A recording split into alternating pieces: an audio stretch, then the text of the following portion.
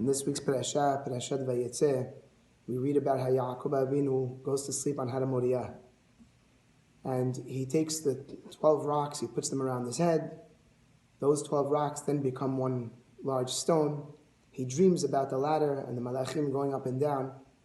And when Yaakov Avinu wakes up in the morning, he, in essence, makes a promise to God that if God watches him and protects him and takes care of him, he says, V'ha'eben azod, then this rock, asher samti matzeba, that I designated as a pillar, yiheh bet Elokim, will be a house of God.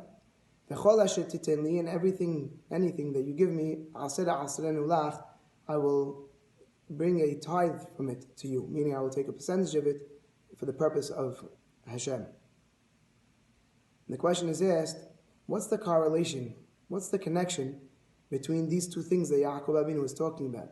He says that the stone will become a house of God, and then he says, I will take a ma'aser on anything that you give me. And the rabbis explain that the connection is very clear.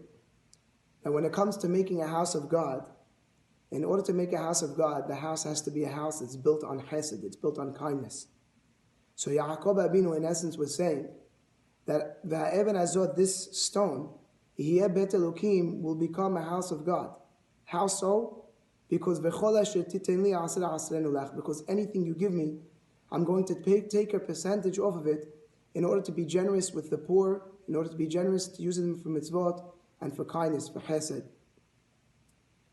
And the rabbis explain that in order for a house to be a house of God, it must be a house that's built on kindness.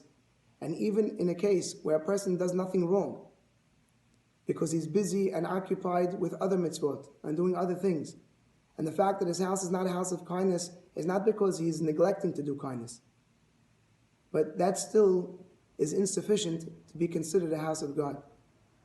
And only a house of God which can be emulated from the kindness that is done, that is the place that can be considered Bet Elokim, a house of Hashem, teaching us the importance of making certain that our homes are built on kindness.